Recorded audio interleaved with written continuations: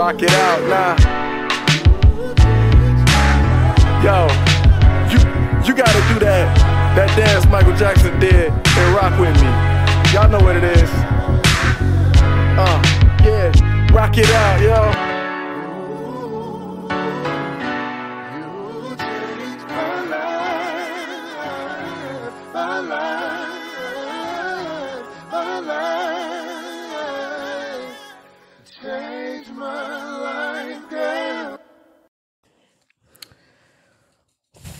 Just break things. Feel free to break everything. Really? What's up, love? Hey, honey. How's it feel to be in a new studio? It feels great to be in a new studio. Yeah? Mm-hmm. Does this feel like... Have we started? Maybe. Maybe.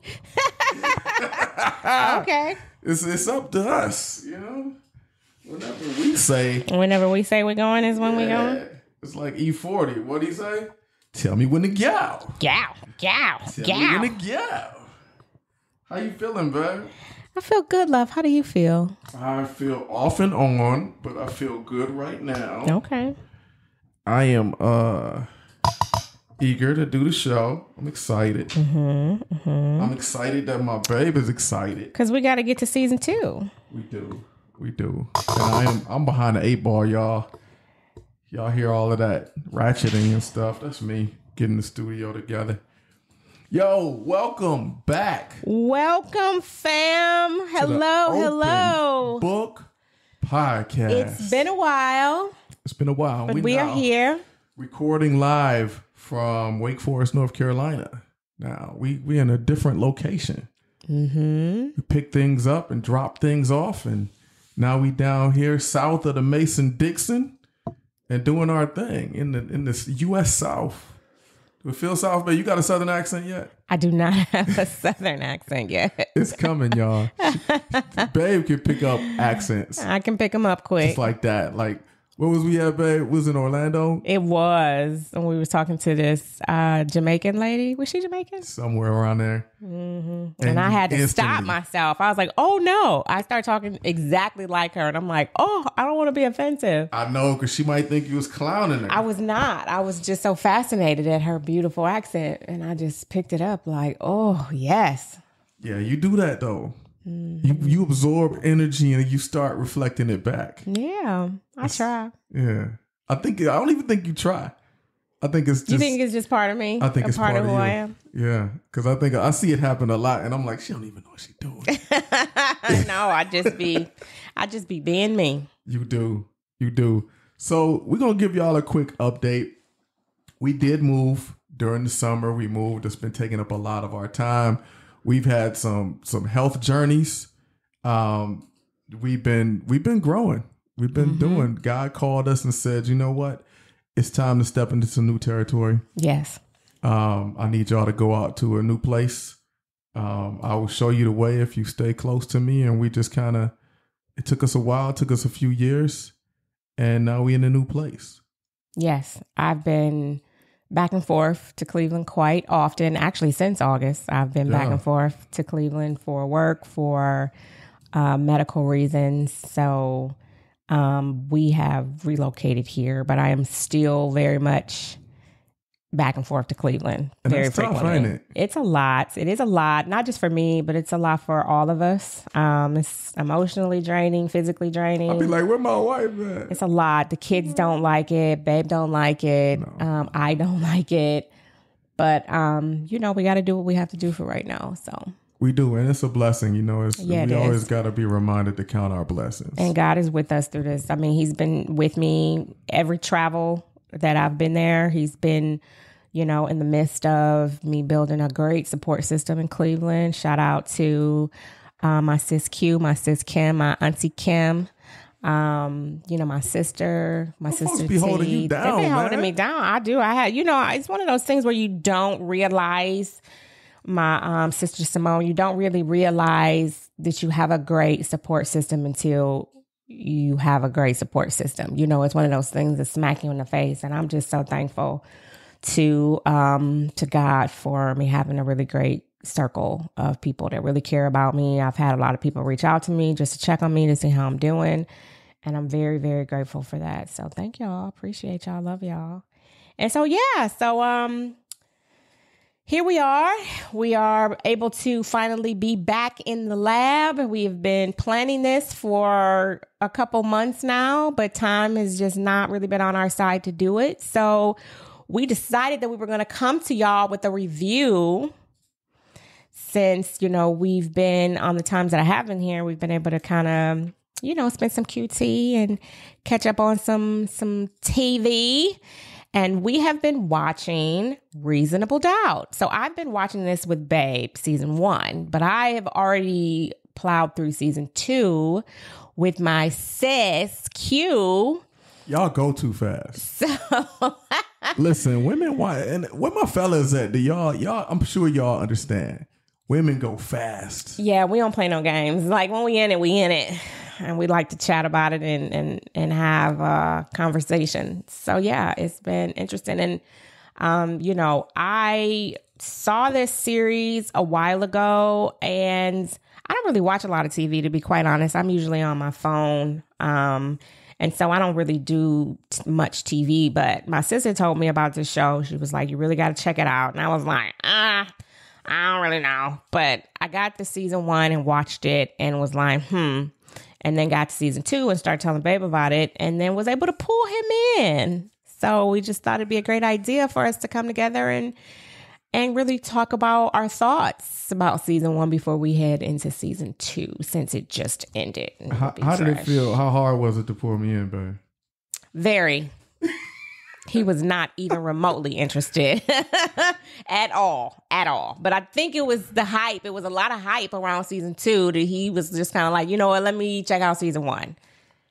You think that's what it was? What was Be it? honest with me. What do you think it was? I think it was the hype. I think you saw a lot of people talking about it and you was like, you know what, all right, I'll watch it.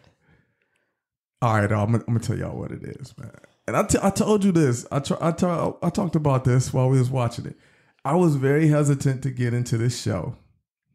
I don't want this to come off wrong. Say what you feel. It felt like a womany show. Like it can be. It felt like Insecure. Like, yeah, this or is about Scandal. to be a woman just having a lot of sex with a lot of dudes in a lot of scenes that are made for women to really appreciate. And I ain't got no problem with that. But you don't think you're the demographic for it? Yeah, I'd be like, I don't really want to see that ain't my thing. But it didn't happen like throw that. all the stuff off the kitchen counter and let's have sex with this person. And even if it was that, so I'm asking you hey, babe, why don't you check this show out? And first off, I'm not going to have you watch a show that I do think is specifically for my demographic or a woman. I shouldn't even say a woman's demographic. I wouldn't even think that you would be interested, and I wouldn't try to get you to watch it. But this show is not that. And we've watched tons of shows together. It's a lawyer show. We've watched Lincoln Lawyer. We've watched quite a few shows together that, granted, Lincoln Lawyer isn't like this, but I just thought that the culture of the show would interest you, would be appealing to you. The show has a great soundtrack. To be fair, that was one of the first things you told me. You was like, the music is dope. You're going to dig it. And when it first came on, it was like, Jay, Reasonable Doubt. I was like, I know, I see what Babe doing. I see this. I see the connection she making. And in my mind, I was like, it ain't going to work. It ain't going to work.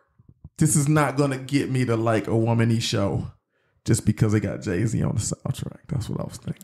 That's what he was thinking at first. But by the end of the season, he was like, so let's get into season 2. So there we go. I cannot lie.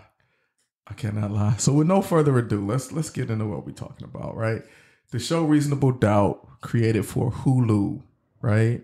Let's give the IMDb tagline says, in the high stakes world of LA law, Jack Stewart is your go-to defense attorney who fights against the odds both in and out of the courtroom. What you think about that? Yeah, I can agree with that. Yeah. The out of the courtroom it's a lot. A lot of that. Yeah, it's a lot. Who went a whole lot of courtroom for a while. But but that's okay. They had to set up the story. They did. All right, so let's go with a full description, right? Reasonable Doubt It centers around Jack Stewart, an exceptionally talented defense attorney in LA, known for her unorthodox methods and tenacity. The show delves into her complicated personal life and how it intersects with her professional responsibilities, navigating intense legal battles and personal crises. Mm-hmm. Yeah. Yep. I can agree with that. All right. The creator, my thing is, I'm always like, the first thing I thought, who made this show? Right. Who made it? We watch a lot of shows, right? Sometimes it's, what's my man that made Blackish? I can't recall his name right now. You know the guy, though. And he ended up making Mixed Dish and Grownish and Black AF and all of that. Yep. Or, sometimes it's Shonda, right? We all know Shonda do her thing. Shonda Land Productions, hopefully they sign our show one day. Shonda Land's doing her thing. Love it. But you can tell it's Shonda created show. It's trademarks. Right. So my first thing was, who made this? And so turns out the series was created by Ramla Muhammad. And correct me if I'm getting this wrong, babe. Ramla Muhammad. Mm-hmm. She's a writer and a producer renowned for her work on Scandal. So here we go with the Shonda ties and Little Fires Everywhere. Yeah, so Kerry Washington is also very much involved in both of these. Yeah. Right. So it says she is of Somali descent and she's from LA.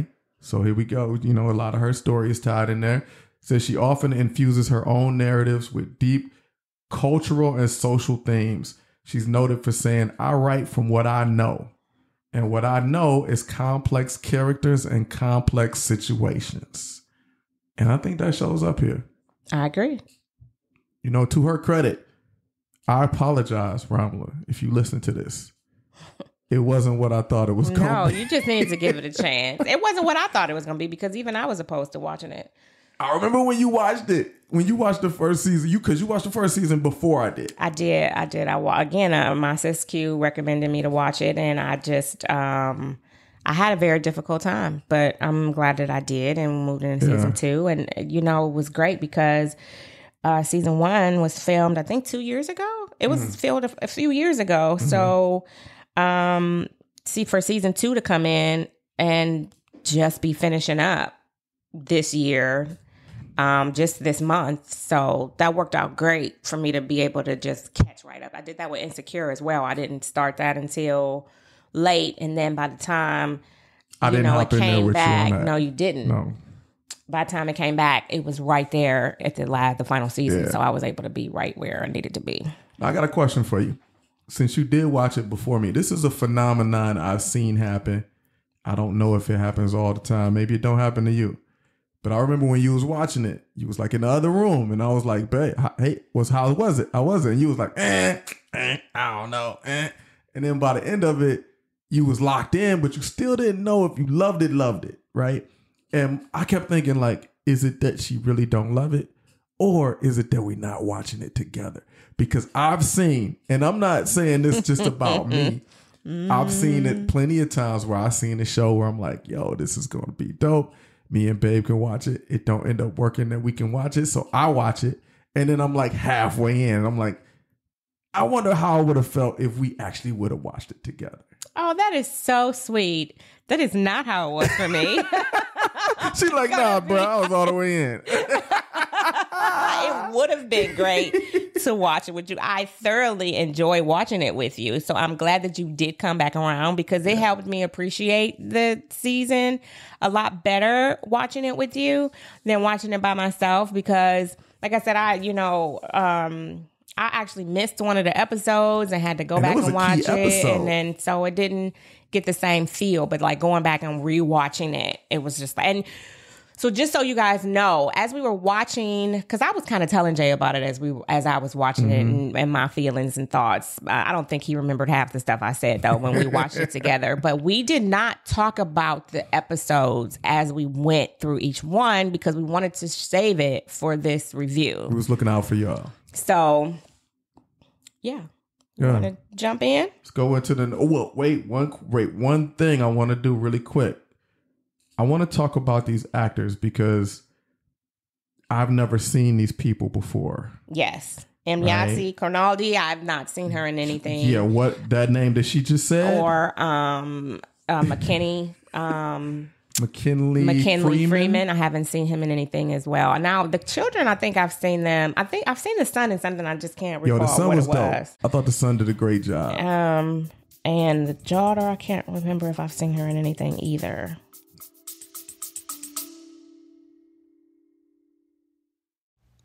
What's up, y'all? This is Jay Floyd, one half of the Open Book Podcast. Listen, I'm so glad y'all are rocking with us. We're so glad y'all tapped in to see what we got going on.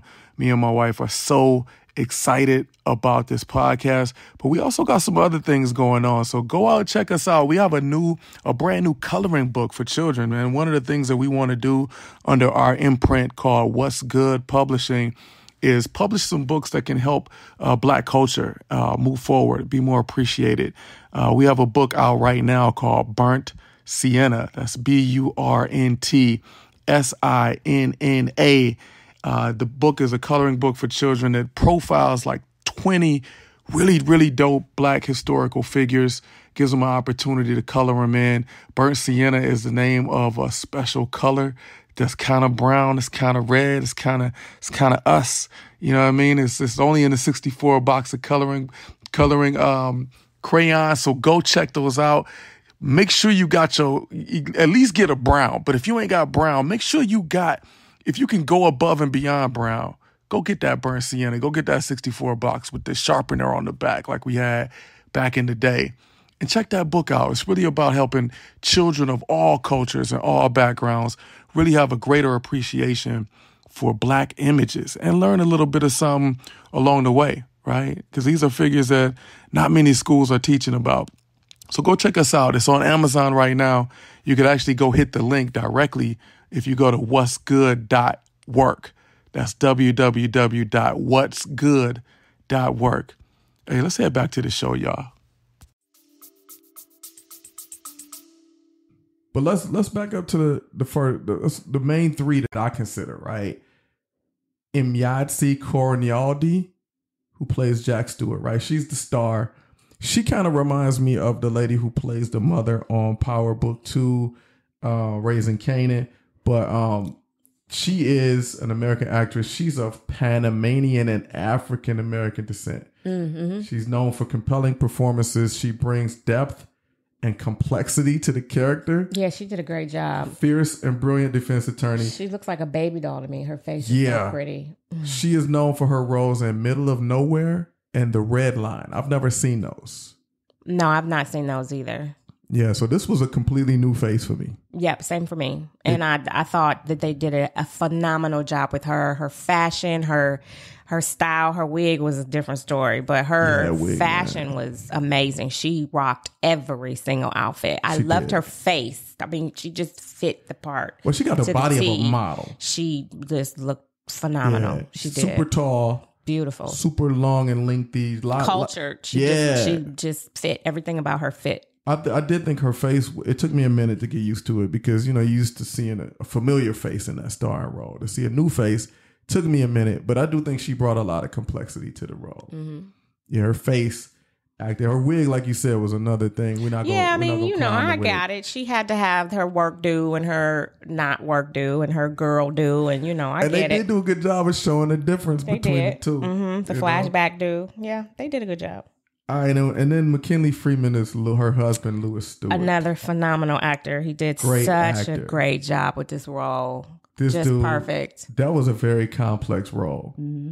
They said this dude played in Hit the Floor and Daytime Divas. I'm not familiar with either one of those. Me either. So it looked, nice to see fresh faces. Fresh faces. Very, very nice to see fresh faces, yes.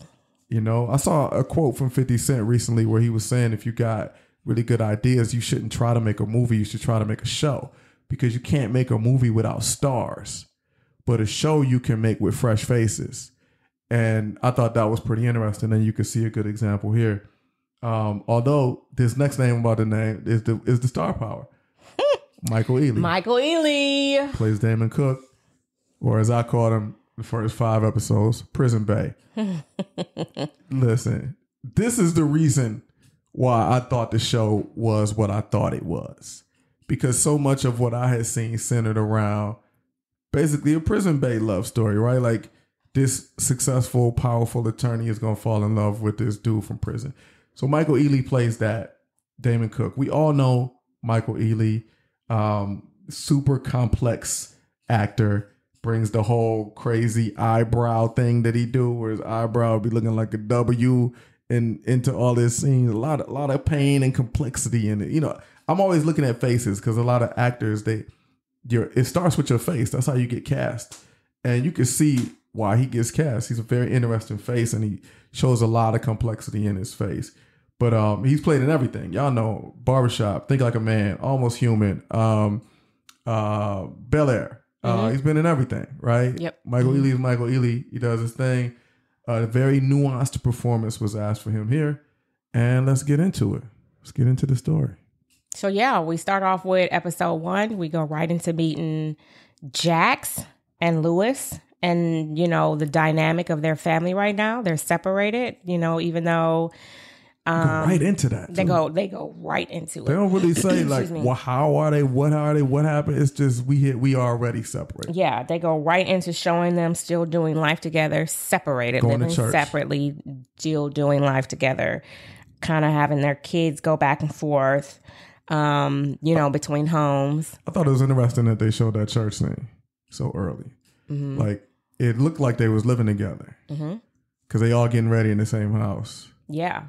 But he don't live there. Well, I think it was the dynamic of them still trying to, you know, be committed to their marriage. Yeah. Even though they're separated, they're still trying to do things as a family. And, you know, church being one of them. And, you know, of course, they don't want to have a broken home for the kids, even though obviously they're going through some things and the kids are affected. Still trying to make things work and try to operate normally. And, you know, maybe some of that has to do with the kids. Maybe some of that has to do with her career because she's, you know, in the public light and she may not want anybody to know that she's going through a separation with her husband right now. And, you know, are they trying to make things work? So even though they're living separately, how can they come together and kind of get that fire back, even though, you know, things are a little rocky right now? It was definitely interesting. You got to see... I wanted to know who wrote these things, right? Like, who does every episode have the same writer? I thought it was really interesting that the creator wrote the first 3 episodes, but she did not write the other 6. And it's interesting, obviously, that this whole album or this whole show is based off of Jay-Z's album. Yeah, because all of the episodes have a title from one of his songs on his album. So the very first episode is Can't Knock the Hustle. And we're just kind of introduced to Jax, who's Jacqueline, but they call her Jax. We are introduced to her, like her life. Her work life, what she has to do and deal with while she's at work, being the only Black criminal defense attorney in the office. Yeah, with all of these white males, that came up right away. Immediately, her and her Black team or her colored team, because Daniel is not. He's Korean. He's a POC though. He's a person of color. Yeah, he's a person of color. So you have him, and then you also have her assistant, Crystal. So, you know, they call it the Black world of the office, right? And them having to deal with that. And, you know, we immediately get introduced to Damon. I mean, he comes up pretty... Does he come up right away? He does. He comes up right in the first episode. He sure does, yeah. Yeah. He does. So, yeah, the first episode was, I mean, you know, was pretty interesting. I wouldn't say it started out slow. I think it was just a lot that kind of happened in the first episode, because you got a chance to meet her mom, who was Denzel Washington's wife, right? Pauletta Washington. So that was really cool to see her. How many of y'all knew that was her? I did not. You know what? I saw that she was in something, and it did not click that was who that was until I watched it with you. Yeah. It took me a second. I saw her the first time, and then the second time I was like, I literally did see the name Pauletta Washington in the credits. So yeah, that's her. Yeah. And I mean, it was so much. I mean, we got to see her mom, her stepfather, Paul, and, you know, seeing that there was some, you know, tumultuous things going on there. We got to see the turmoil with her and Lewis. No, they do not. you don't get to know the depth of that. They just flash that for a second at first. Yeah, you just get to see that she got a lot going on. Yeah. And that she not really being, I mean, you see her sister friend group. You get to see that she just got a lot of stuff going on and she really don't have the capacity to deal with everything properly. As a daughter, as a mother, as a professional, a lot. As a friend, everything is complicated. Mm-hmm. Right. So to me, I think, like you said, not necessarily that it was a slow burn, but it was a lot. I do think that's one of the things that kind of caught me off guard because I felt like it was a slow burn too. But when you really think about it, it had a different. It feels to me like it was different than most shows. Mm-hmm. Whereas most shows is like, here's the main plot, and then here's one or two side plots. Whereas this one was like, they almost all was the main plot. Like, yeah, her. I mean, because I still don't know. What would you say? Is her and Damon the main plot? Or is her defending the dude the main plot? No, she has so many things. I mean, you got her and her husband, her and her children. You got her and her work life. You have her in this high profile case that she's about to pick up with Braylon. She got Damon that comes back into the picture from her having his case 16 years ago. You have her and her girlfriends. You have her and her mom. You have her and her stepfather. I mean, no, she is literally trying to juggle all of this at once. And that was interesting. But I mean, it goes back to this quote that I pulled from the lady who created it, where she said, I write from what I know, and what I know is complex characters in complex situations. Mm-hmm. And I mean, I think originally I thought, my first thought about this show was like, okay, this is kind of like a rip of Scandal. Mm-hmm. Right? Like, I mean, it's just kind of like, and I can't even say the show wasn't fast paced. It was just a lot going on. Yeah. It wasn't like, like a Scandal where it's like boom, boom, boom, boom. It was just like, okay, this is happening. Oh, and this is happening and this is happening. So it was just kind of like, girl, when do you have a second to breathe? Right. And but that was different than Scandal. You can't see that on her because she coming in there sharp, booted. You know what I'm saying? She looking the part. Until after hours where you see she drinking, she smoking, she got all of this stuff going on. She got, what does she have? A personal night guard on the house. It's just a whole series of things. See, and I will say like that part, like for the first 3 episodes, and like I said, that's why I always want to know who wrote it. So the creator creates this whole story and she wrote the first 3 episodes. So as you're adapting it for TV, she was the one who created those first 3. And that's when that storyline really heated up about her husband's not in the house. He hired a professional guard to sit outside, the security dude, by the way, who sucked. Like when he first had a chance to actually fight, dude lost in like 3 seconds. Mm-hmm. What? You going, mm-hmm. Yep, okay. What? He sucked. You didn't like him. He was horrible. Okay, come on. You were professional. We ain't there yet. Okay. So the first 3 episodes, this dude's sitting outside. You know she gonna have sex with the dude. It's just they spoon fed it to you. That's not. No, they didn't. But okay, no. I mean, yes, that is what happened at the end of the first episode. That is what happened. I had no doubts she was going to have sex with this man. I knew it. And when it played out, that was one of the reasons why I was like, oh, man, this show about to be exactly what I thought it was. But it didn't. It grew. And, it wasn't like she was doing it. Now, this obviously is not something that I'm condoning, but you could clearly see, because Lewis got the house all rigged up with all these cameras, you could clearly see that she wanted him to see that she was doing what she was doing.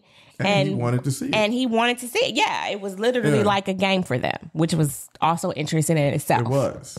Yeah. Because it's like, what type of stuff are y'all into? Right? Like, y'all ain't together, but you ain't super upset about to run over there because she got some man on the couch. You like smiling at the camera. Y'all both smiling at the camera. Yeah. So, interesting. Okay. And that's, I think, obviously she's showing that these are very complex characters, right? Like this is a complex woman. She has a complex husband.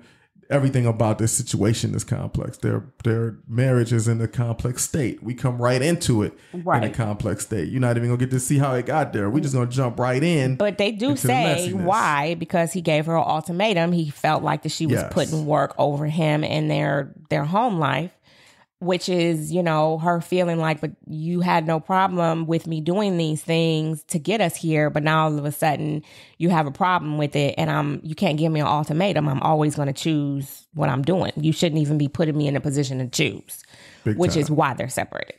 Because she didn't choose him. She chose work. So we go from Can't Knock the Hustle to Family Feud and 99 Problems. That's like the 3 episodes that the creator wrote. I don't know if maybe that's what she wrote to pitch the story to get it picked up, but other writers and directors come in later. Specifically, other writers come in later for every other episode. Mm-hmm. Now, this one was interesting because we got a chance to see, you know, she had to team up with another, what was it, Rich? She had to team up with one of the guys in her office, and, you know, you got to see, like, immediately her get rejected by Brayden, because he didn't really want to work with her, right? Because, you know, you see this black guy, you see him making all this money, and now he don't really want to deal with the other black person in the office because he's used to dealing with white people. He's looking at her like, how they presented it. Why are you even here? He was disgusted with her, like, he didn't like her. He didn't like what she represented. Like, she came into that meeting like, you know, a fellow black person. And he was looking at her like, nah, boo, that ain't what this conversation is about. Like, you could have stayed where you was at. Or that's how he presented it. Because later he said he just didn't like her because he knew that she was see-through. Because all he was around was white people. That was one of the things that was highly stressed through the series, is that, through this season anyway, is that he, you know, what did she call him? An Oreo. Yeah. Now, so ultimately, the story revolves around Jax being chosen to represent this dude Braylon, who's basically like a mogul, right? He's like a Diddy type of whatever urban mogul. He has a clout. His company, his liquor company is called Clout. Liquor company. And he essentially had his married to a white woman. He's married to a white woman. He has Kalisha, who was on his staff, who essentially helped introduce him to the urban community, which is what drove his sales up in the liquor community, you know, for his liquor to really be put out there in the urban community, which really kind of pivoted him from just being, you know, struggling to get into the industry to now he's about to be a billionaire. Yeah. And so Kalisha, she ends up dead. At the end of this episode, and so or the end of last episode, So he's on trial. Braylon's on trial, and now he needs because they Jax. think he's done it, right? Because before he ain't need Jax, he was just there to have Kalisha sign an NDA. But now the Kalisha didn't came up dead. He wants Jax. He need Jax because she's the criminal defense attorney, and now he want to be bothered with her. Now, in the midst of this, we got Damon. Now, last episode, in episode 1, he was in jail. This was a former case that she had. He was in jail for 16 years. He did not commit the crime, but he ready to get out. And, you know, in order for him to get out, he has to say, or at least for parole, he has to say that he committed the crime, and then, you know, plead his case to see if he can get out on parole. And he told her that that was what he was going to do. And she was like, well, if you do that, then I'm never going to talk to you again. And ever, never. And he did. And he got out. So that's when we get a chance to see him in this episode. So now we're set up for all of the storylines except for the last one, which doesn't come up till later in the season. So essentially, you get to see her and her marriage to Lewis, which is on the rocks. Her and her parenthood to her 2 kids. She has a daughter and a son. It's on the rocks because of her marriage. So the kids are going back and forth. The son is really tied to the son, and Spencer, to the father, and the daughter is kind of just floating in between. She actually ends up having her period for the first time. So it's like really a stressful moment. You also get to see Jax as a professional in her law firm. She's a criminal attorney and the most seasoned criminal attorney. So she gets called to a case, and she, at first the dude doesn't want her, then he does want her. So we get to see it. And then we also get to see that she is although she's a high-ranking criminal defense attorney for this big firm now, in the past, she was kind of broke and she was a public defense attorney, and she had been assigned to be the public attorney for Damon Cook, who was played by Michael Ealy. He had to go on a trial for a murder in like this rage kind of a fight in a bar. He claimed that he didn't do it. She felt like he didn't do it, told him to not cop a plea. He said, I got to cop a plea. And she ends up feeling a lot of regret over the fact that dude goes to jail when she felt like she could have really got him out. Those are the storylines, right? She felt like if she had did more, she really could have got dude off. So you get her past as a public defender, her present as a criminal defense attorney in this all-white firm of really corporate law, and her motherhood of her kids who are kind of at odds with her, and her marriage to her husband, which is in a separated state. We get to see all of those in the first 3 episodes. Boom, boom, boom, boom. And again, like we said, there's no primary. No. They all competing to be the main storyline. Yeah, I mean, she's the primary. She is the primary. And you get this other storyline of the fact that her husband is not in the house and he has another man watching over the house at night who she is hooked up with. So those are the competing storylines the first few episodes, right? Well, yeah, because I mean, after they had interactions, then he kind of went away. Yeah. I mean, he popped up in and out, but he kind of went away. He went away, but he went away with his nose open. With wide. So she got him. Busty right? wide. Yeah, she got him. So she chasing at that point. She like, nah, that was it. You know, one time and it's a wrap. And dude's like, nah. Yeah, and it, he do pop up. He do a little popping up, but he not very present after that first episode. He just kind of pop up in and out. Yeah. Not like a crazy stalker pop up, but just like I'm gonna keep texting you type thing. Yeah. All right. So then we get into State of Emergency, which when I saw that, I was like, Jay got a song called State of Emergency? It must be on that R. Kelly album. And we had to look it up, and it was on the R. Kelly album, right? State of Emergency. I think it's on the R. Kelly, the album Jay did. Yeah, it was. With R. Kelly. Yeah, the one he did with R. Kelly. Yeah. Which episode was the one that? he did with the artist that will not be mentioned.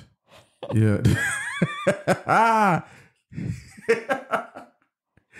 Oh man. So where we at? We have 4, right? Guilty until proven innocent.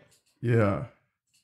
Oh yeah, because this is when Jack's dad was. They it is called selection. Guilty Until Proven Innocent, right? Yeah, because they doing jury selection, and then she gets this text message from her dad to say that he want to meet with her for dinner, and then her mom oversteps and messes that up for her. So that's the last one, right? That I was saying. The one storyline that we don't really get introduced to too much in the first 3 is her as a daughter, right? Aside from with her mom, not her with her dad. You get a little glimpse, but from episode 4 on, they built that up to where that is competing right alongside the other ones. Her as a daughter is also, her with her mom, her with her father, her parents are split up a long time ago, and her with her stepfather, her white stepfather. So we add another racial dynamic in there. And we get to see all of that. Right. And her having this tension there with her stepfather, and the fact that her mom is still with her stepfather. Yeah. So that's a lot for her that she's been dealing with on her own. She hasn't told anybody. Only Chanel knows exactly. Well, she hates her stepfather, and we just don't know why. We don't know why. But and whenever she's around him, you can see that she's like just all over the place, but we don't know why. We don't get any information.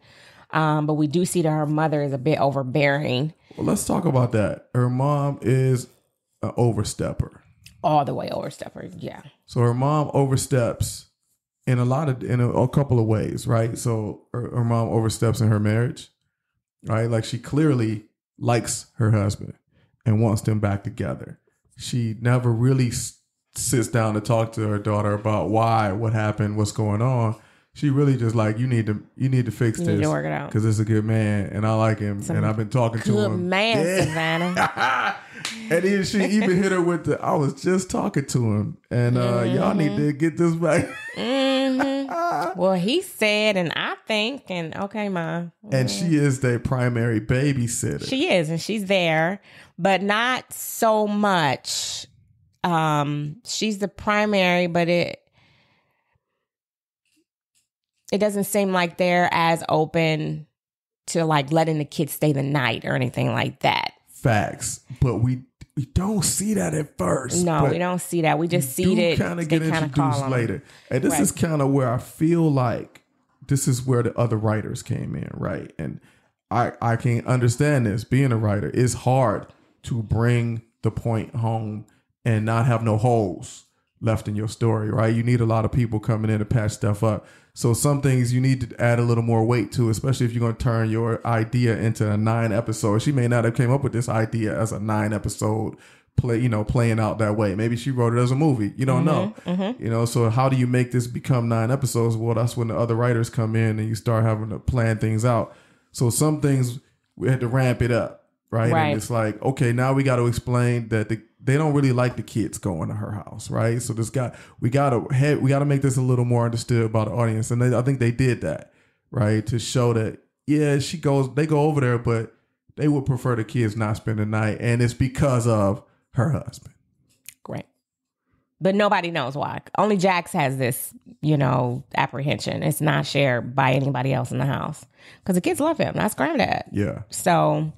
We also get to we get a lot more of her being with Damon more. Like she's helped him. He had an incident with the parole officer. She got him a new parole officer. They done met at the beach by now. They've, had lunch or dinner together. She paid for the dinner with her money. And he like, well, give me your address. Give me your address so I can mail the money to you, right? And then old boy just pops up at the house. And, they have, he realized that her husband ain't home and she ain't wearing a ring. And, she telling him he can stop by any time. And it's like, wait a minute, your husband going to be cool with that? And then that's when it's kind of sad that, oh, yeah, we're separated now. So let me just put that out there for the audience. I knew they was going to have sex on some kind of table. That didn't happen yet. I'm just saying. I just got to be real with it. I knew that before the show even started. Before I pressed play on episode 1, I was like, Michael Ealy is going to have his shirt off and they're going to have a sex scene. They probably going to slide some seasonings off of a table to do it. Oh, my gosh. It's gonna happen. I did not. I was coming into it with an open mind because Michael Ealy has played other parts. He has not just always been the crazy guy. He has played other parts where he was the nice guy. But we knew he was prison bae in this. Okay, yes, it was very clear that he was prison bae. But they didn't have him coming across as some type of, you could see that he was a little emotionally unstable. But true. Well, I don't think the emotionally unstable part really... It's kind of like, to me, that's the part that saves the story. That's the part that makes it a cautionary tale. Mm-hmm. Without that, it's just like, oh, she fell in love with this dude because she likes criminals, and that's it. But I think I thought they did a good job of showing in the present day, he reaches out to her, and he been in prison for 16 years. Right. 16 years, it's a long y'all. Time. That is a long. To any of y'all, reach back and tell me what was y'all doing 16 years ago. Right. So he been in prison 16 years. He reaches out to her and was like, yo, I can get out if I just admit or just say that I did it. And she like, nah, don't do that. But I mean, I've been in here for 16 years. I may die in here. Like, I need to get out and see life, and experience life. And even him getting out and how much has changed over the 16 years. Like, they have an episode where they're at the coffee, or a scene where they're at the coffee shop and he's just trying to order coffee, and she like, what roast and what type of milk, and it's like, what? What are these things? He's like Encino Man or something. He's like the caveman that they defrosted back right, exactly. Or like, he handed her his debit card at dinner, and it's like, no, this has to have a logo, MasterCard. Like, he like, what? There's money on the account. I don't understand. So he's just so out of touch with everything. Like, everything costs more. You know, things are different. His brother, who owns the mechanic shop that, you know, he used to own, but now his brother has taken over. He's into other things now, you know, so he's just pool, right? the criminal so pool. So if you've been in prison, things aren't on the up and out, up anymore. You have to show that attraction back to the criminal life is natural. I thought they did a good job with that. Mm-hmm. I thought they really did they did a good job showing here's what they are right now. Mm-hmm. Right. And it kind of makes her look like, what? Why would you do that? Like, you're a high-ranking professional LA attorney. Why would you be dating and going back with some dude who's been in prison 16 years? But I thought they did a good job of doing the 16 years ago flashbacks. Oh, yeah. Episode 5, I think, was a turning point for me because, honestly, episodes 1 through 4, I was struggling to decide whether or not I was going to finish watching the series because it was just too much going on. Daniel, I did not really, her private investigator, he was super irritating. None of his jokes fell through. They all fell flat. I just didn't really, his part was just kind of like, okay. And you know, things were kind of just moving. Crystal was fine, but you know, again, she was like the typical Black assistant. I thought that her girlfriends were cool because they were all different. You, Sally, Autumn, and Chanel, you could tell that they all had something different going on and brought a different element to her that she needed. But it just, you know, it really wasn't enough for me. I was just kind of like, I don't really know. This is still kind of like flat for me. So it wasn't until we got the flashback. And again, so episode 5, I didn't see. This was the episode that I missed. And I didn't see it until I watched it with Jay. So like going back and seeing it where it needed to be really helped me because it made so much sense the second time around. And I agree with you, Bae. I think that they did an excellent job with the flashbacks of this episode so that we can really get an understanding of why she was so invested with Damon. Yo, and my apologies to Tim Joe, who played Daniel, but yo, his part got better. Yeah, man, yeah. When started, they first introduced him, it's like I think after he got beat up. Maybe. I think that's what it was. But before he got beat up, he was just all over the place. But once he got beat up, I don't know if that just kind of toned his personality down, but it just changed after that. It made it too stereotypical for me when he first came in. It was like, okay, he's like the Asian sidekick guy, which is typically like the gay sidekick to the strong Black female lead. It's like, it was a little too stereotypical for me at first. But I do think, like you said, after he got beat up, it was like, okay, they took it a little more serious. But it was obviously he's injected for comic relief. Yeah, it was a bit much. And I mean, you could see like him getting beat up the way that he did. I feel like it just overall, it kind of dimmed his light a bit. So maybe that, you know, because when he had that meeting with the cousin, he came there with the pepper spray. He was terrified. Yeah. So I think that, you know, I just think overall it was probably just a toning down of his character. And maybe he was just on eggshells after that. And maybe that's why, you know, we didn't get to see a lot of all of that extra that he had going on because, you know, he was just probably like having to reevaluate like, oh man, you know. Yeah. This is real out here. People is on some crazy stuff. Although I will say, he should have got murdered. No. I mean, I'm not saying, I'm not wishing that on. I mean, he's a character in the story. I think to make the story more realistic, he wouldn't have got just beat up. Well, he got beat up pretty bad. He had some broken ribs, right? He was in the hospital for a while. It was it was almost like not a Hulu show. This was like a ABC show at that point. It was like, this is a little too sanitized. But yeah, I feel him. So yeah, episode 5, you could definitely see that was written, directed by somebody different. She had some help with this one. It played differently. It looked differently. I mean, the whole episode was way more attractive than the first 4. Yeah, written by Erica Harrison.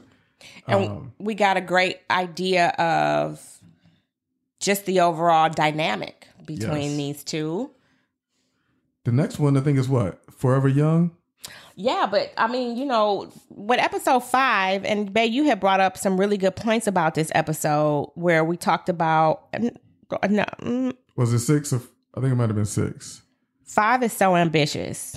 Oh, yeah. So 5 is the one where we kind of get to see her friend Sally going to the altar, and her Jax and Damon forming this bond of them essentially dating while they're kind of going through the case, and them having late night phone calls, and her getting really connected to him. And this is the first time. This is 16 years ago. This is 16 years ago. So they're showing all the flashbacks. Yeah, and they kind of went past lawyer-client. This is like boyfriend-girlfriend at this point. It absolutely was. And then they show they actually have like a jail masturbation scene to show them really doing the phone sex and really it was locked in. She was his girlfriend. And yes. I thought it was really interesting that last meeting they had where she sat down with him and she was like, all right, we got to go over the case. And he distracted her from it. And he said no. And I think that was really what cost them the case, because she didn't get a chance to prepare him to be questioned at all, because he was not ready. And that's essentially what lost her that case. Yep. And she knows it. She knows it, yeah, because they was too busy lovey-dovey, let's touch feet under the table and hold hands and kissy face. Yeah. They wasn't focused on his case. They was focused on learning each other and building a relationship and not really trying to make sure that he got out of jail. So, yeah, I thought you made a really good point. At the end, after he loses the case, and then, you can see him going back to jail, and then she meet up with him once he's in there to kind of file for an appeal and have that conversation with him. I thought you brought some really good points up. Yeah, that whole scene, I thought it was written very well. It got me with the visual storytelling really good. One of the things that stood out to me at the beginning was she's married. She's married to Lewis. Why is she acting like this? And why is I get it. People think people that they had crushes on before, or they had inappropriate feelings or whatever it was.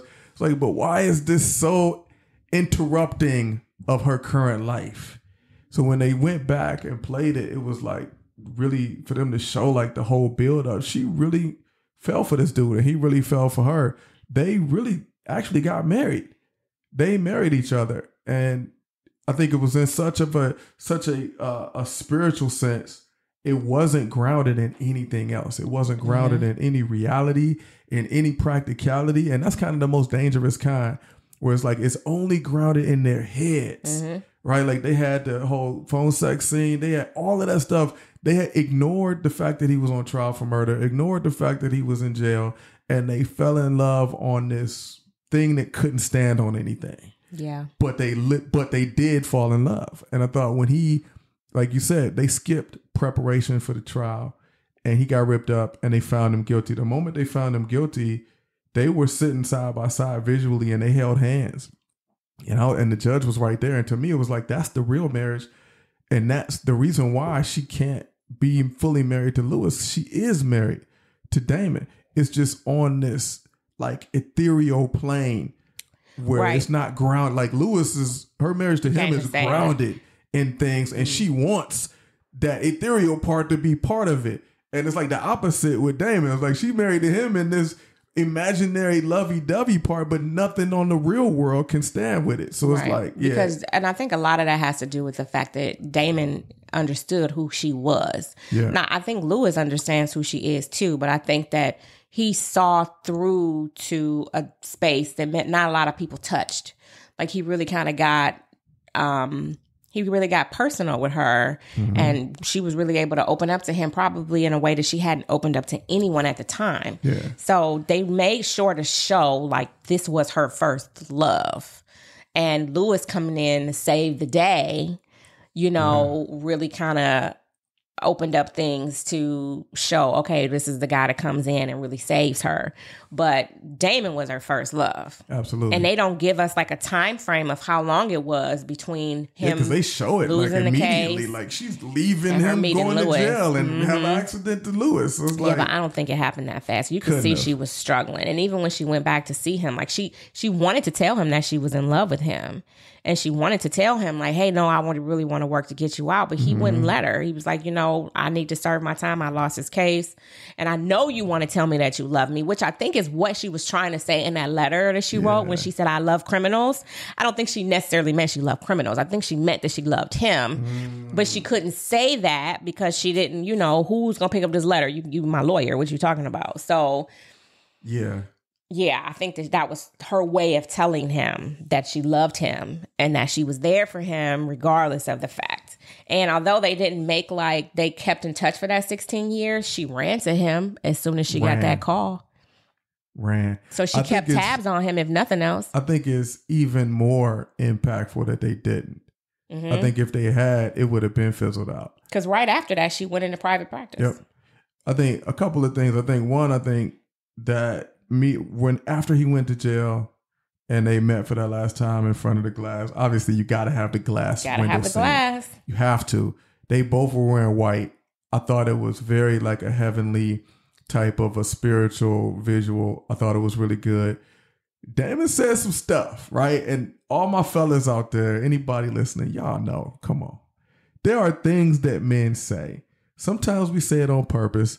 Sometimes we just getting lucky just saying stuff. He says some stuff. I won't call it gaslighting, but it definitely set it up so that she was ready 16 years from now.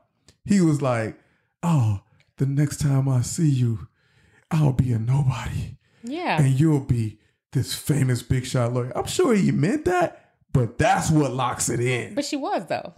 Because it was absolutely true.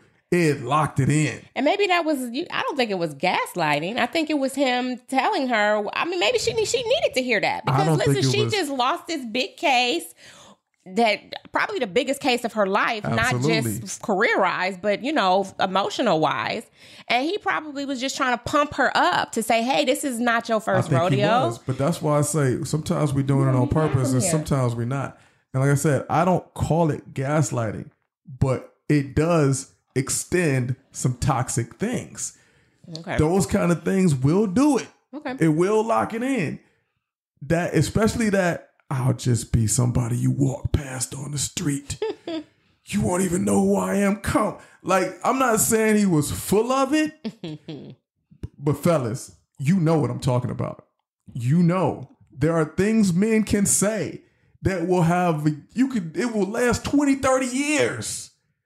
I'm telling you, I got taught this when I was young and I've seen it play out over and it's true.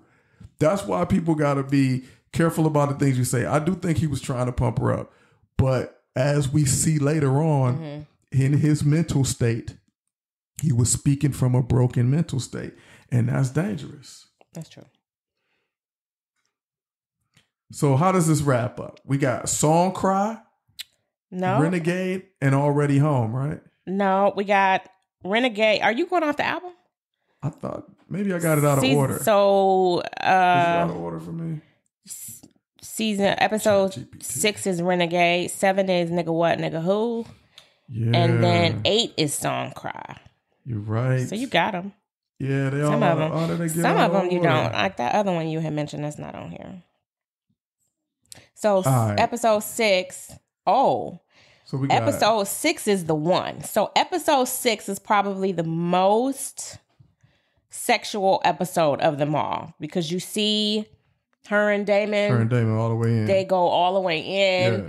Then Lewis, he's trying to fight for the relationship, finds out that she's kind of with someone else, and he starts getting into it. You see Chanel's husband, JT, who's this big football star. Throwing Diddy parties. He essentially invited Lewis to this party. Yes, you get to meet Sally's husband, Chris, who is trying to encourage him. Marriage counseling.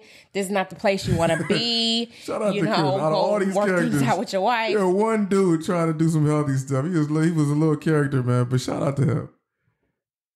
Shout out to that. Yo, so yeah, we do get to see that. I thought one, not to go back too far, but really good storytelling when it comes to foreshadowing of the dude, what's his name, Will? The dude who was watching her door? Yeah. Of her having sex with Will and him chasing her, right? And then you get to see, they've already foreshadowed in your mind that is not the road to go down. And she goes down it again with Damon. And you know that this is way deeper. Yeah. So this is good. The backlash is going to be way more than just somebody texting you too much, right? Yeah. And I think too, a thing that, you know, is, we see it in every episode, is that she doesn't understand why Lewis won't come home, right? Because Lewis is present in every single one of these episodes. Yeah. She's not fully grasping the fact of why he won't come home. She just keeps saying, you don't understand me, you don't get me. But, you know, she doesn't even understand or get herself at this point in time. She's trying to figure things out. She's doing everything that she can. She grabbing here, there, and everywhere because she doesn't really understand what's going on. And I think a lot of that has to do with her not addressing things that happened in her past, which come up in later episodes, the elephant in the room. But Lewis is really like, he's telling her, like, I love you, but I can't be with you right now because you got too much going on. And like things kind of start to get easy with them. Like she's not as argumentative anymore. And, you know, Chanel kind of brings up like, she's so kind now. I'm so glad that you guys are working things out in your marriage. And once that's said, it's like, well, wait a minute, what's really going on with her? Because you're right. She is smiling a lot more. Is this me? I don't know if this is me. Is this something else? What new has been present in her life? And then that's when we get to see, like, okay, she's kicking it. Her and Damon is in this situationship where she's finally found something that's kind of helping her iron out everything else that's going on, right? Because Damon isn't necessary for her. Like, she's essentially allowed to have this relationship that she wasn't able to have 16 years ago. And Lewis kind of pretty much gets put on the back burner. Yeah. Even though he's her husband, like, she didn't invited this man over to her house, in the bed that her and Lewis sleeping, on the table that her and her kids is eating on. Told y'all I was going to be on the table. Like, she's like officially like full-fledged invited this man into her space, not really realizing like what she's doing. She's just trying to fulfill this thing in her that's missing and not really realizing what she's doing to him. Huge.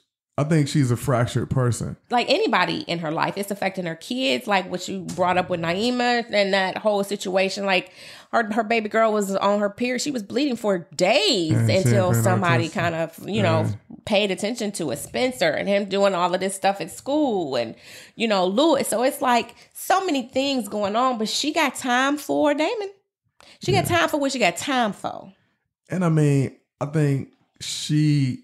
Like you said, when she met Damon, Damon got a chance to speak directly to her. Right? Which is like, because he met, we need to do this. Her. Mm-hmm. He broke her. He gets her. By the time she was with Lewis, and I don't know like you said, we don't know what the details are. The main thing that Lewis keeps saying to her is, you won't open up with me. Mm-hmm. You won't talk to me. So he can't even meet her. Nope. Damon did. So it's like, it's almost like just, she's fractured. So she got like this one relationship where she allowed the dude to meet her, but it's toxic for her. Then she got one relationship she's built so much on, but she won't allow the dude to meet her. So we have to start understanding, well, what is it? What's the problem here? Obviously she keeps saying, I like criminals. What's driving her to like that? And all of that stuff. Yeah. And, you know, she's been able to really kind of fulfill this space. Like, she probably never really imagined that she would be able to fulfill with him. And the fact that, you know, she's kind of, I don't know. It's like, I agree. She's very fractured. Like, she's just kind of going through the motions. She's a mirror image of old boy that runs Clout. What's his name? Braden, which is why they have them. They clashed. The clash. They are a mirror image of each other. They, Damon is doing the same thing. He's fractured. He's got this marriage that's not standing on anything. And then he sets up this relationship with a woman that does mean something to him. And it ended up being poisonous and toxic, and he ended up killing her. So it's like, that's the way, that was the mirror image that they're playing out. That's right. Yeah, because he fell in love with her. Right. And then now you got this wife who's trying to make like she ain't know nothing was going on when actually she reached out to Kalisha through email telling her to stay away from her husband. And then she throw in Kalisha's husband. Just like Lewis knew everything going on. Yeah, you're right. And now Kalisha's husband is involved. She trying to, well, my husband messed with your wife, so I'm going to mess with you. Yeah. So it's all types of stuff going on. And so now we kind of move into like the final couple episodes where Song Cry, which is the pivotal one, because we learn in this episode what happened with Paul. So Paul is Stepdaddy. Jax's stepfather, right? The white stepfather. Obviously, she was with her dad. It didn't work. She ended up, her dad was an addict.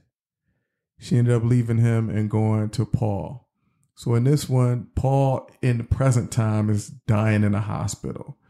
Start having flashbacks to what happened between, why does Jax hate Paul? What's behind this? And we get to see a lot of flashbacks to her as a teenager where he doing some inappropriate things to her, right? Like he did the oldest trick in the book, right? Like, let me try to bump you and bump into your titty, or let me try to rub you here as I scoot past you. And yeah. And ultimately, I climb in bed with you, and then, oh, my fault. Yeah. And wrong bed. Sorry, I'm drunk. This was, once he told her that he was trying to buy her a car, that was when everything kind of started. Like, you gotta let me do these advances, right, in order for you to get this $1,000 for this car. And of course, her mom is like oblivious to everything. But then when it comes up, like him walking in on her in the bathroom, the mom is just like, well, you should have locked the door. And it's like, but old boy just almost seen her naked. And like, it's just recurring. And each time it's one of those situations where they're alone. And if she would have shown that she was cool with it, it would have went further. Yeah, because I mean, even with him jumping in her bed and feeling her up and realizing supposedly that he was in the wrong bed, when it was brought up to the mom, it was still like, oh, he was drunk. He was so drunk. It wasn't like, oh my gosh, get out. What'd you do to my daughter? It was, oh, he was just drunk. So everything's, don't blame that on him as a person. He's just an alcoholic. Like he made the decision that he needed to leave and go get help. What's his name? His name is Chris Beck. He made the decision like, okay, let me go and get help. And then, he gave her that money and ripped it up. But the mom was devastated, like completely, totally devastated that he left.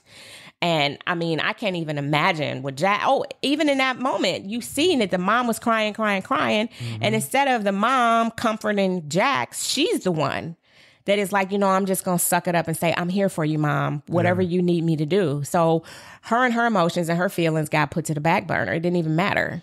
So the dude Paul goes to the hospital. He's old by now. They are back together. They're all jacked up. Obviously, years of whatever he was doing, drinking and whatever. Obviously, her mom had one husband who's an addict, and then went to Paul, who obviously has some problems here too. So she has a cycle history going on, and Jax is dealing with all of that, right? So everybody's going to the hospital to check on Paul. Her mom is there, Lewis is there, her kids are there. Everybody's over and over except for her.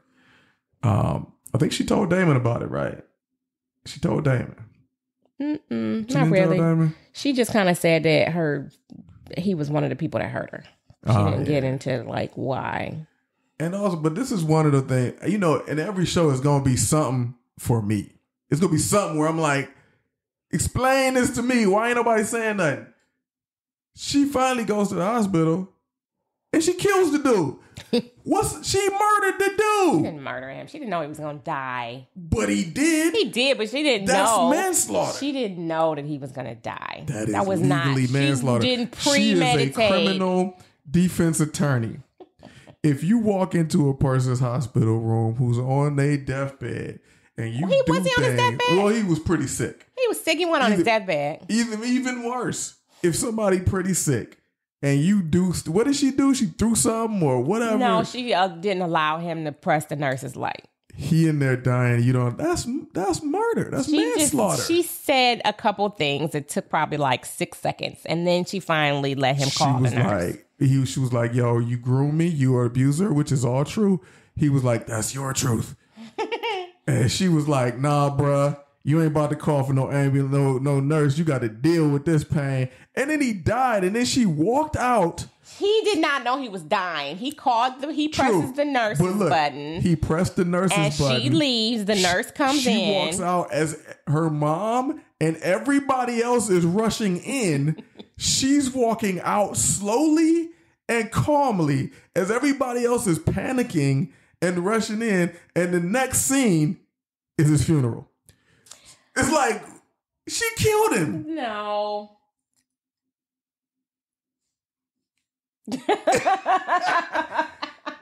Hey, listen, y'all. If that happened in anybody's family, I think he died from guilt.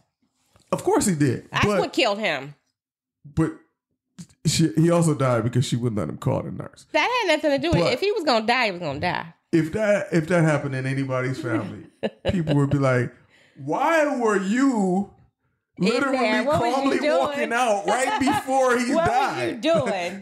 What is the deal? You've never come here to see him this whole time. We're all wondering why you haven't visited him.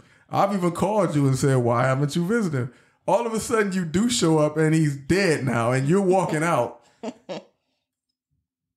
I mean, we at least got to ask the question. I mean, they swept it under the rug, right? So she's walking out. He can't breathe. Next thing you know, the mom is like laying on his shoulder. It's a wrap. But they tucked it in real tight. They ain't say like she did this. It was just kind of like he died, and we're moving to the funeral. Her mom should know something though, because the very next thing was like, "Let me tell you about your husband. Yep, this dude was grooming me this whole time." And she still was kind of in denial. Still was in denial. I mean, even when she told Lewis, was upset. Like when she finally told Lewis.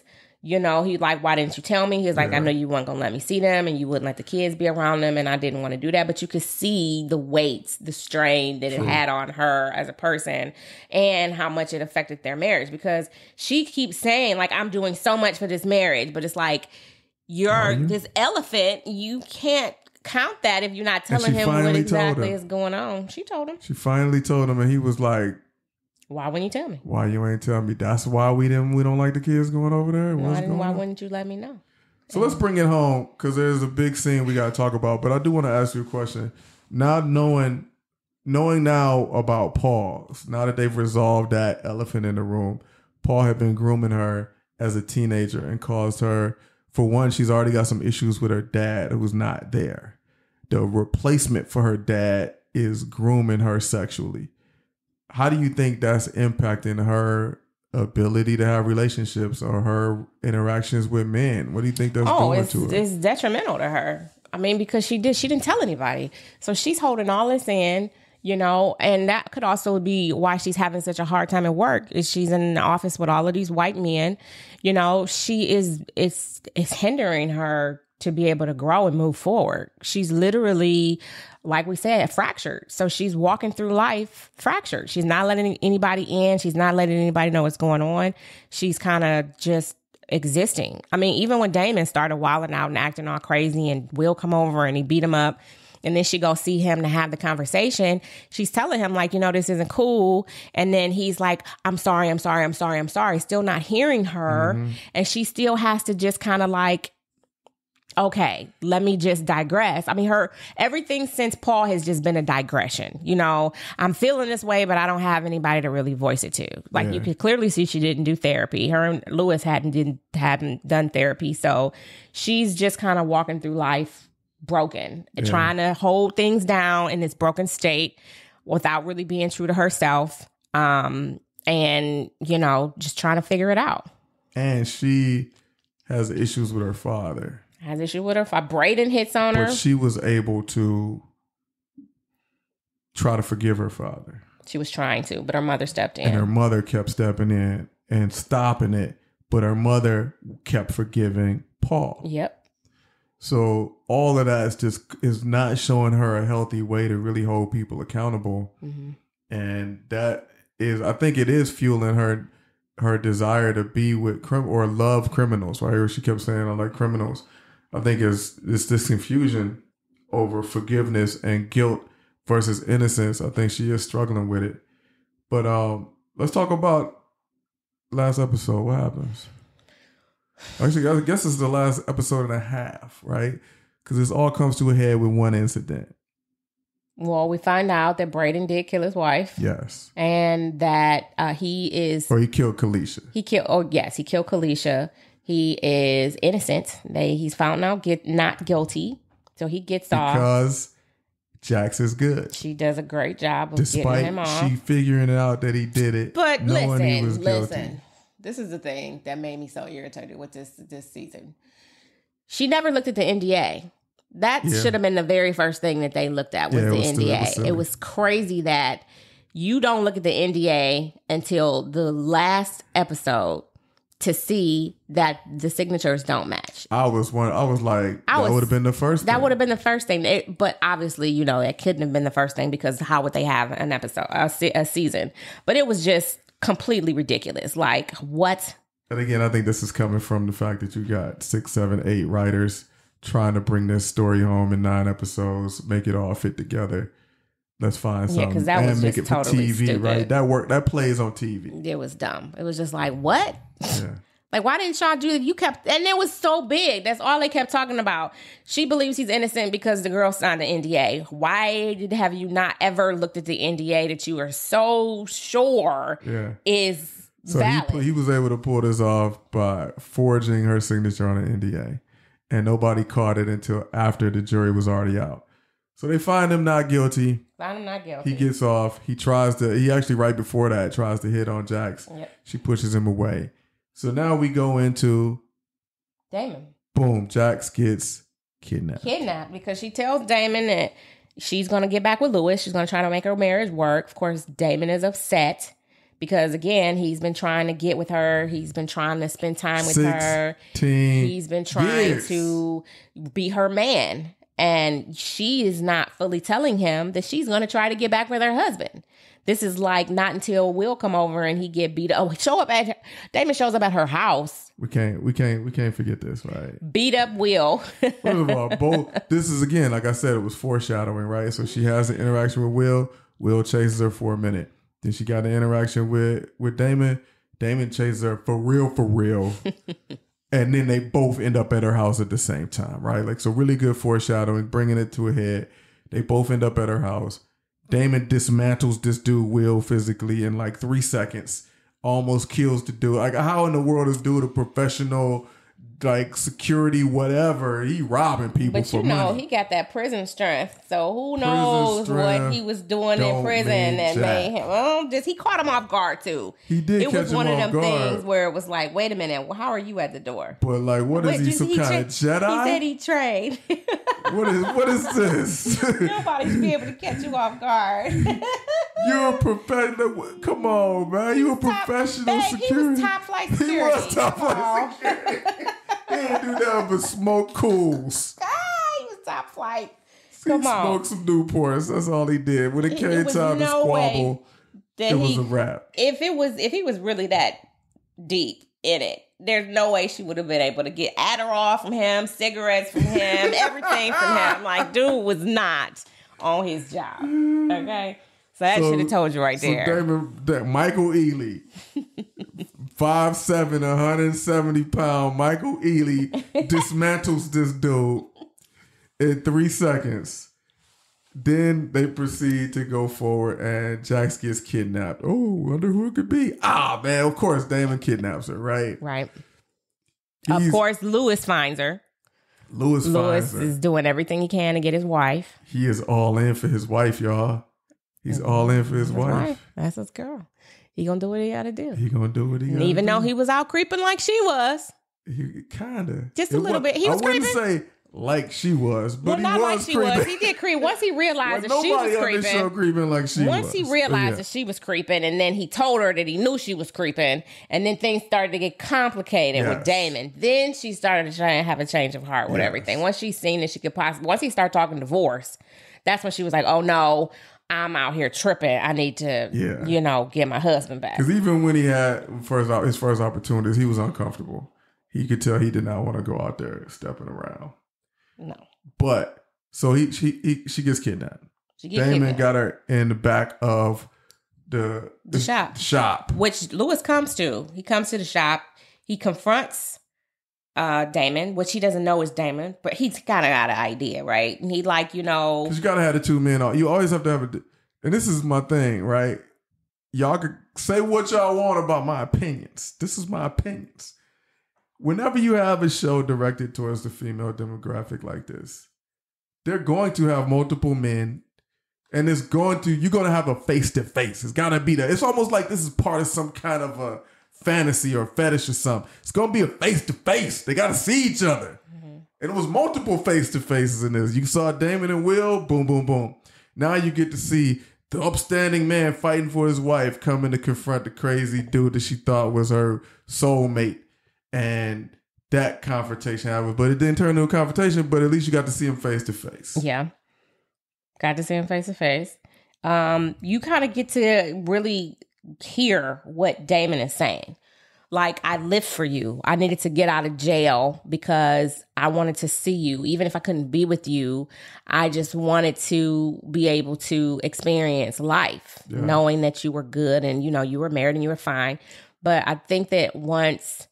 she gave him hope that there could be a them. That's when things took a turn for him. I don't think she really understood that this man had been you moved on with your life. This man is in jail. He's probably reading your letter every single day. You were the first person he thought of when he said, I need to call her and let her know I'm just going to do parole. So this is 16 years of buildup. So the fact that you would even give him a second glance, he's going to take fully advantage of that. Yes. And for her not to have the emotional intelligence to understand that anything with this man is not going to be a good idea. Anything. If you gave him a pinky toe, he going to try to get the whole foot and then some, which he tried to do. Yeah. But we got a chance to understand that. Like, she's just all over the place where this man is just letting her know, like, I love you. And I would give anything to be there. I mean, he was dipping out on his brother CJ and what they had going on just to spend some QT with her. He was ready to risk it all. He was risking it all. He was risking it all. He was risking it all. He had already put everything that there was to live for out for her. He only wanted her. Yeah. Which is and he didn't have much to live for. Why he killed himself. Yeah. So I thought you nailed something on the head where you said earlier that she came running as soon as he called. After 16 years, she came running.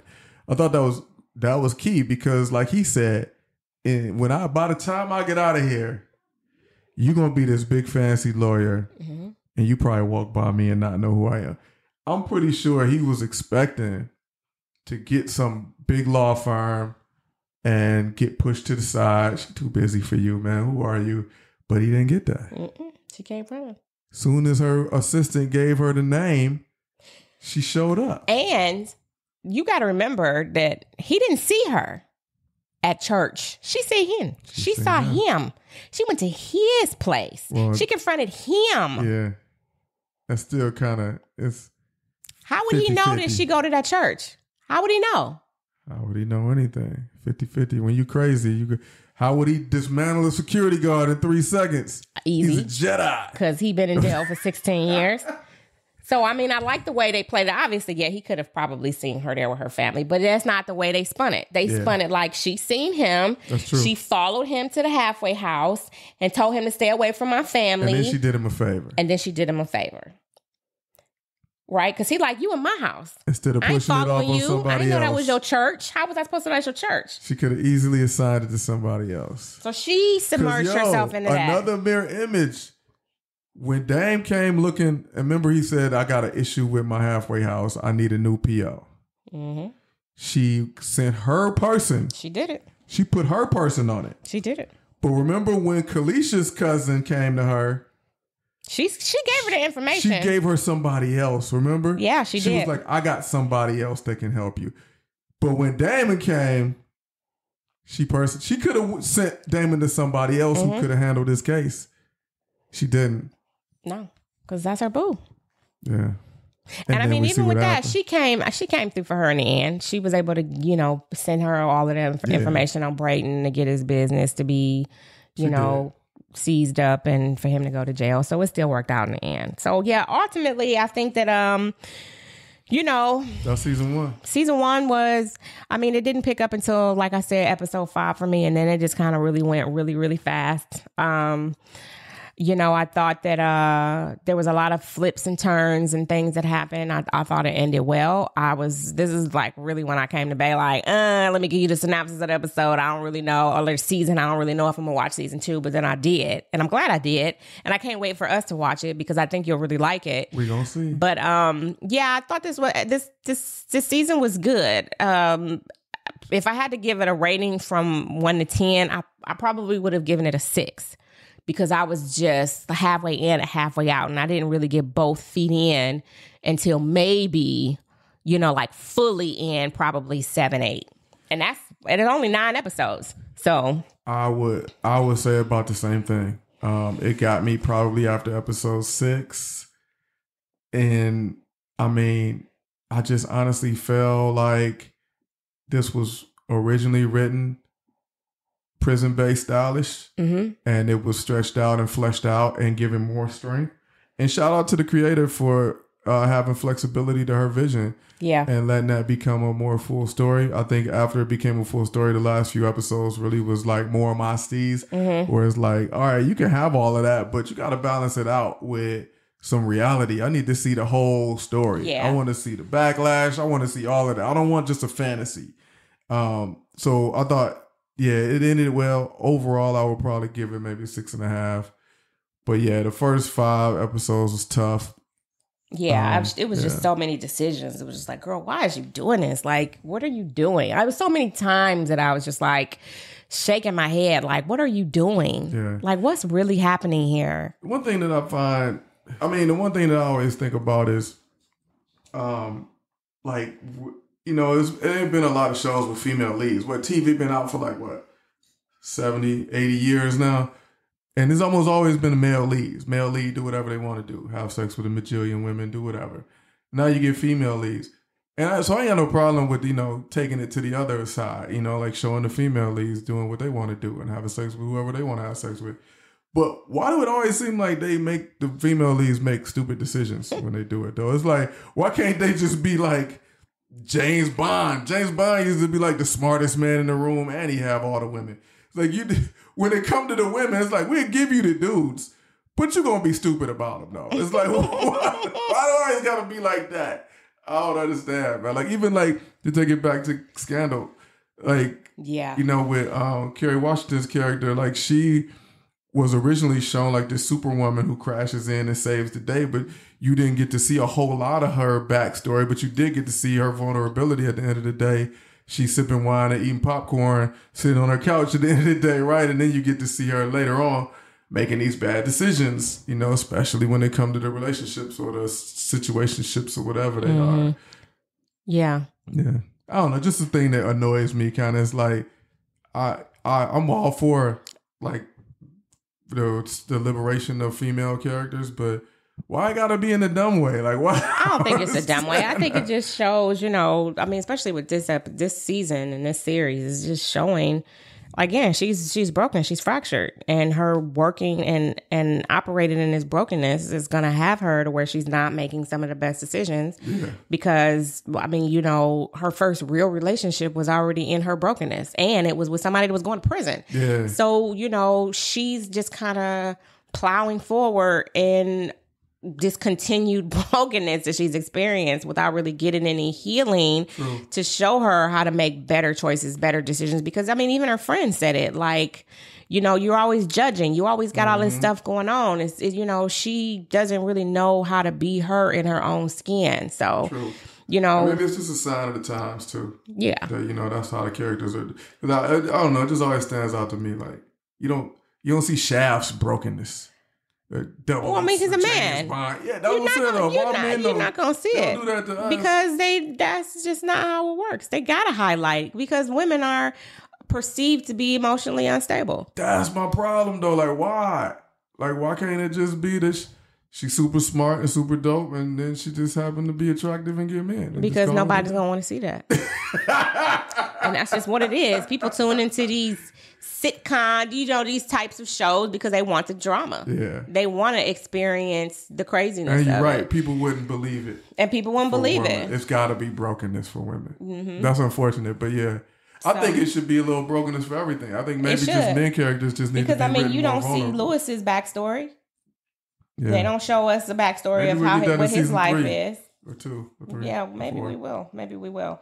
So yeah, I love the music, the culture of the show. Wait! You forgot the intro song. I hated the intro song. I did not feel like that song fit at all the show itself. I'm not saying that it's a bad song. I don't think it fits the show, which doesn't make it a good song for the show. I was not a fan at all. I agree. I thought you call the show Reasonable Doubt, obviously Jay's best album. You use Jay-Z songs as song titles, as episode titles. You got to keep going with that theme, in my opinion. You got to bring in Swiss Beats and bring somebody in the J vibe to do the theme song. Like they did it for Godfather of Harlem, where you got Swiss Beats and Rick Ross. I think you got to do something like that. And I think maybe they use that song to show like it's a woman's world. She got all these things going on, and they tried to soften it, but I just didn't think it was a good fit. I love the fact that Kerry Washington got to work with Sean Patrick Thomas again from Save the Last Dance, because they were brother and sister on that movie, and so for him to come back as an actual character, I love that. It was really nice to see them working together again. Like I said, I love that that there was cultural, that you got a chance to see how they pick juries, especially if it's black against white, right? And she's working with Rich, who is totally white, and it's probably like a lot of this is racist, and kind of seeing the play on black woman, white man, and how they're gonna have these disagreements, and just what that looks like, what it could possibly look like for us working in a white world. But I really appreciate it too. Like I said, she was dressed to the nines, and I loved it. I thought some of it though, it was a lot of blackness, right? And I think from some of the reviews that I may have seen earlier, a lot of people did not like that. And I guess it really just depends on what your audience is. I don't think that this show was trying to be an audience for everybody. It's not shameful in the fact that it's for the people. I think it was a little more black than Scandal. Oh, way more black than Scandal. Yeah, absolutely. But I think it wanted that audience it was probably more like 80-20. Yeah. Yes. I think that was absolutely what they were going for. And it seems like a lot more people are starting to get hip to the show. And so I can't wait to watch season 2 with you and see what's going on with the season 2. Yeah. So thanks for rocking with us again, y'all. Thanks for y'all patience and waiting for us to get back. I'm glad y'all are still following the show. If y'all new to the show, welcome aboard. This is the Open Book Podcast, and we really just try to be an open book. We are a married couple. We've been married for 11 years.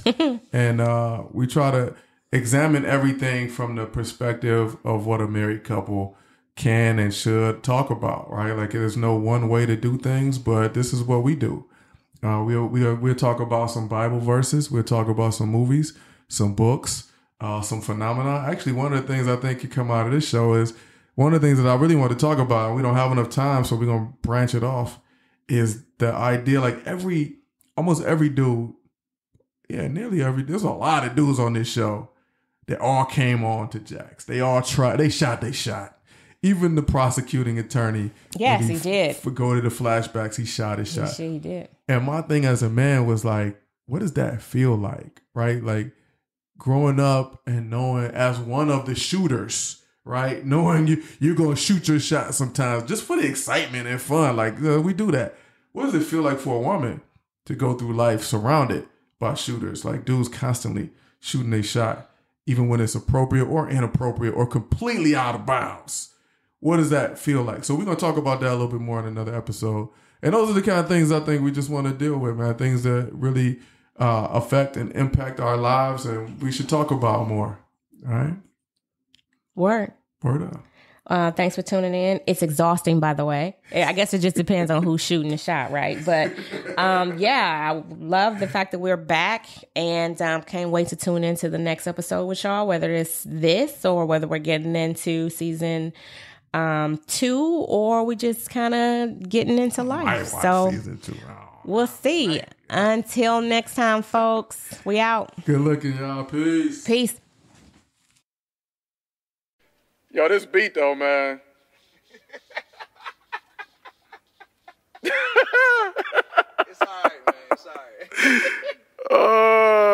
You know, hood friends, they don't stay good friends. We got no blueprint for this, but we got footprints. And he who finds a wife finds a good thing, the book says. Now we making music like whistling woodwinds. I feel we should two-step, now we gon' hand dance.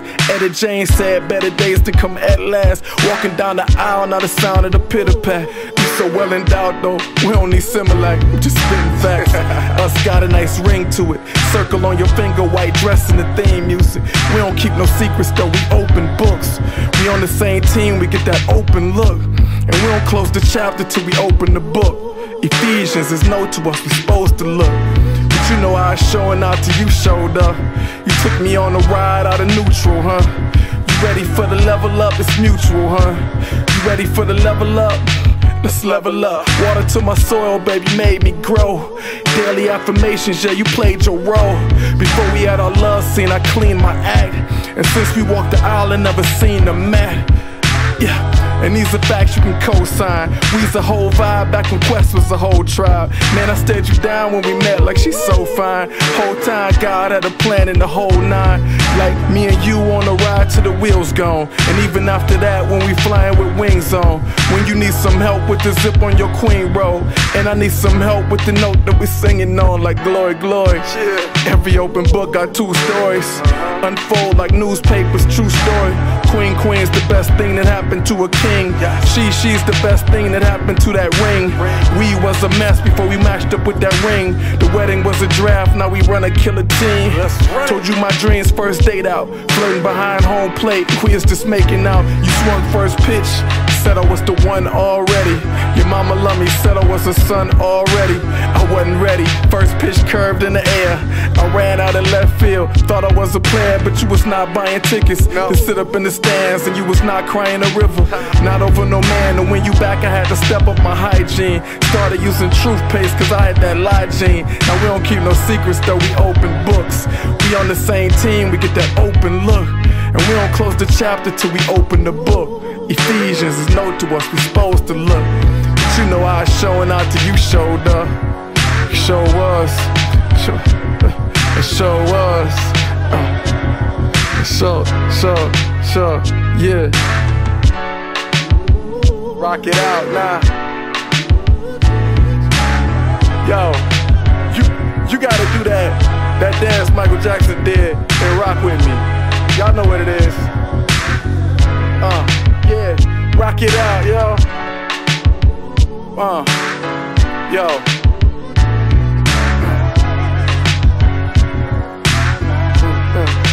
Snap your fingers. You gotta have your drink in one hand, snap the finger with the other. Yo, it's different when you got Tanqueray though. They even make that still. I don't even know.